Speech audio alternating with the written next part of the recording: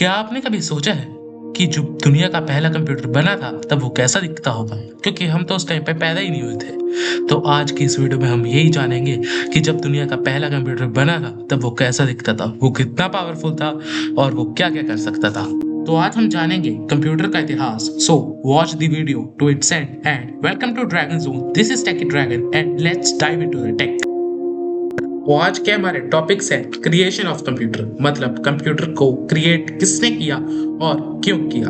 उसके बाद evolution of computer, computers को इवॉल्व कैसे किया गया। उसके बाद मैकेनिकल कंप्यूटर्स, जो कंप्यूटर सबसे पहले आए थे। उसके बाद इलेक्ट्रॉनिक कंप्यूटर्स, जो कंप्यूटर मैकेनिकल कंप्यूटर के बाद आए थे। उसके बाद जेनरेशन ऑफ कंप्यूटर्स, कि कंप्यूटर की कितनी सारी जनरेशंस है और उनमें क्या क्या फर्क है। उसके बाद modern computers and future of computers, मतलब आज हम सिर्फ कंप्यूटर का इतिहास ही नहीं बल्कि उनका भविष्य भी जानेंगे और ये भी जानेंगे कि आज के टाइम पर कंप्यूटर कहाँ स्टैंड करते हैं। तो लेट्स गेट स्टार्टेड। कभी सोचा है कंप्यूटर क्यों ही बना था? मतलब सीरियसली, आज हम गेम्स खेलते हैं, वीडियोस देखते हैं, पर स्टार्टिंग में कंप्यूटर का पर्पस कुछ और ही था। एक्चुअली पहले लोगों को बड़ी बड़ी कैलकुलेशंस करनी पड़ती थी और वो भी मैन्युअली। बहुत टाइम लगता था और मिस्टेक्स भी होती थी। इस प्रॉब्लम को सॉल्व करने के लिए एक आइडिया आया, क्या कोई मशीन हो सकती है जो फास्ट और एक्यूरेट कैलकुलेशंस। और यहीं से स्टार्ट होती है कंप्यूटर की स्टोरी। सबसे पहले कॉन्सेप्ट दिया था चार्ल्स बेबेज ने। उन्होंने एक मशीन डिजाइन करी थी जिसका नाम था एनालिटिकल इंजन, जो बेसिकली मॉडर्न कंप्यूटर का बेस बना। अब वो मशीन फुल्ली कंप्लीट नहीं हो पाई, बट आइडिया इतना पावरफुल था कि उसने फ्यूचर चेंज कर। और अगर स्पेक्स की बात करें तो उस टाइम कंप्यूटर इतने बड़े होते थे कि पूरा रूम ले लेते थे। RAM, storage, almost nothing compare to today, but फिर भी वही स्टार्टिंग थी जिसने आज के सुपर फास्ट कंप्यूटर पॉसिबल बनाए। सो बेसिकली कंप्यूटर एक नेसेसिटी बन गया था, लग्जरी से। जब कंप्यूटर्स बन गए थे तो स्टोरी यही खत्म नहीं हुई। एक्चुअली रियल गेम तो यहाँ से स्टार्ट हुआ। कंप्यूटर का एवोल्यूशन सोचो, स्टार्टिंग में कंप्यूटर्स इतने बड़े थे कि एक रूम फिल हो जाता था और आज पॉकेट में आ जाता है। ये चेंज एक दिन में नहीं हुआ, ये हुआ स्टेप बाय स्टेप। पहले कंप्यूटर्स सिंपल थे, सिर्फ कैलकुलेशंस के लिए थे। फिर धीरे धीरे उनमें इम्प्रूवमेंट्स आने लगे, साइज छोटा होने लगा, स्पीड बढ़ने लगी और काम भी कॉम्प्लेक्स होने लगे। हर न्यू वर्जन प्रीवियस से बेटर होता गया, जैसे अपडेट पे अपडेट मिलते रहे।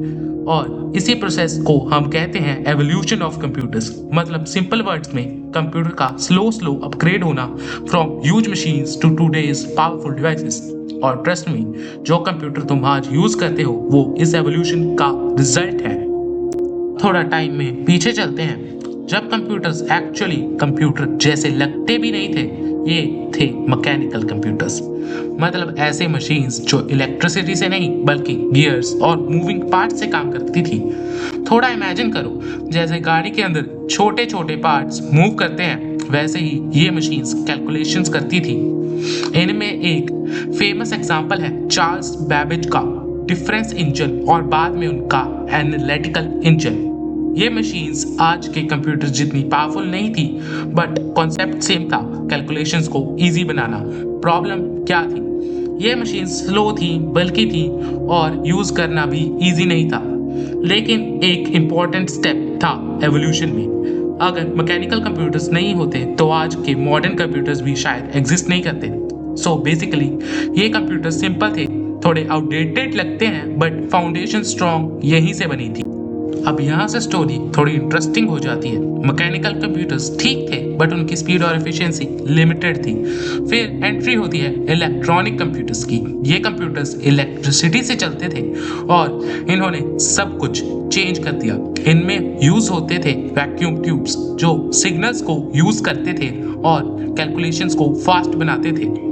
Result speed increase, accuracy better, but एक प्रॉब्लम भी थी। ये मशीन्स अब भी काफी बड़ी, गर्म और एनर्जी कंज्यूमिंग थी। मतलब एक कंप्यूटर चलाना मिनी पावर स्टेशन चलाना एक बराबर था। का एक एग्जांपल के लिए एक फेमस कंप्यूटर था एनियाक, जो इतना बड़ा था कि पूरा रूम कवर कर लेता था। लेकिन फिर भी ये एक ह्यूज अपग्रेड था मैकेनिकल कंप्यूटर्स से। यहीं से स्टार्ट हुआ रियल मॉडर्न कंप्यूटिंग का एरा। सिंपल वर्ड्स में इलेक्ट्रॉनिक कंप्यूटर्स ने कंप्यूटर को एक्चुअली पावरफुल बना दिया। तो अब हमारा आता है इस वीडियो का सबसे important topic, generation of computers. सबसे पहले बात करते हैं the first generation of computers. सबसे पहली जनरेशन की बात करें तो ये थी फर्स्ट जनरेशन ऑफ कंप्यूटर्स। इनमें यूज होते थे वैक्यूम ट्यूब्स और ऑनेस्टली ये मशीन्स काफी ह्यूज होती थी, मतलब इतनी बड़ी कि पूरा रूम ले लेती थी और हीट भी इतनी कि जनरेट करती थी कि ठंडा रखना मुश्किल हो जाता था।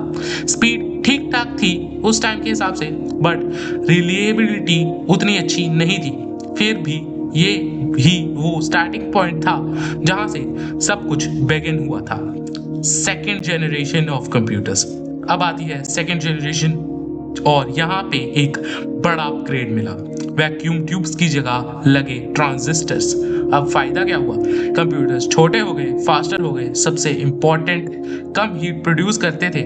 मतलब पहली जनरेशन के कंपैरिजन में ये काफी प्रैक्टिकल हो गए और इन्हें यूज करना आसान हो गया। उसके बाद थर्ड जनरेशन ऑफ कंप्यूटर्स। फिर आती है थर्ड जनरेशन ऑफ कंप्यूटर्स जहां पर इंप्रूवमेंट देखने को मिलता है। इस बार यूज होते हैं इंटीग्रेटेड सर्किट्स। अब एक छोटी सी चिप में मल्टीपल कंपोनेंट्स फिट हो गए। रिजल्ट स्पीड और ज्यादा फास्ट, साइज और छोटा। यहीं से कंप्यूटर थोड़े नॉर्मल यूज के लिए असेसिबल होने लगे। उसके बाद फोर्थ जनरेशन ऑफ कंप्यूटर्स। अब आते हैं फोर्थ जनरेशन पे जो एक्चुअली काफी क्लोज है आज के कंप्यूटर से। यहाँ से हुआ माइक्रो प्रोसेसर का आविष्कार। मतलब एक पूरा सीपीयू एक सिंगल चिप में आ गया और यहीं से स्टार्ट हुआ पर्सनल कंप्यूटर का एरा। अब कंप्यूटर सिर्फ कंपनीज या लैब्स तक लिमिटेड नहीं रहे, घर तक पहुंच गए। और ये कंप्यूटर्स आपके मम्मी पापा ने देखे ही होंगे क्योंकि ये ज्यादा पुराने नहीं है। आज से 10-20 साल पुराने computers fourth generation of computers है। उसके बाद फिफ्थ जनरेशन ऑफ कंप्यूटर्स जो कि अभी करंट जनरेशन है कंप्यूटर्स की। यहाँ पे फोकस आता है आर्टिफिशियल इंटेलिजेंस पर जो कि है अपनी एआई। मतलब अब कंप्यूटर्स इतने फास्ट, इतने इंस्ट्रक्शंस फॉलो नहीं करते थे, वो इतने ज़्यादा फास्ट हो सके थे और इतने इंडिपेंडेंट हो चुके थे कि वो डिसीजंस भी ले सकते थे। मतलब अब वो आप सिर्फ अपनी कमांड से या कुछ भी कहो तो वो अपना जो आपका काम है वो आसानी से कर देते थे। और ऑनेस्टली ये एवोल्यूशन अभी भी चल रहा है और आगे जाके और तगड़े तगड़े एवोल्यूशंस आने वाले हैं। So let's move to our next topic. अब बात करते हैं आज के मॉडर्न कंप्यूटर्स की। मतलब वो कंप्यूटर्स जो हम डेली लाइफ में यूज करते हैं, लैपटॉप्स, स्मार्टफोन, टैबलेट और अपने पीसीज। तो अब हम जिन पे गेमिंग करते हैं, कोडिंग करते हैं, वीडियोस एडिट करते हैं, सब कुछ एक ही डिवाइस पे करते हैं ना। तो सबसे इंटरेस्टिंग बात, अब ये कंप्यूटर सिर्फ मशीन नहीं रहे, ये स्मार्ट बन चुके हैं। एआई, ऑटोमेशन, वॉइस असिस्टेंट्स, ये सब मॉडर्न कंप्यूटर्स का पार्ट है। सिंपल वर्ड्स में आज का कंप्यूटर सिर्फ एक टूल नहीं, एक पावरफुल कंपेनियन बन चुका है।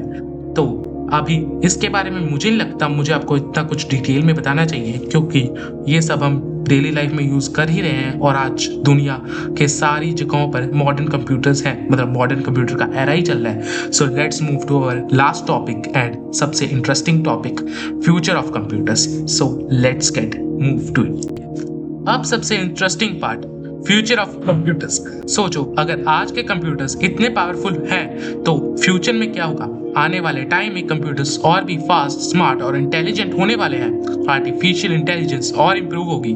मतलब कंप्यूटर सिर्फ इंस्ट्रक्शंस फॉलो नहीं करेंगे बल्कि खुद सीखेंगे और बेटर डिसीजन लेंगे।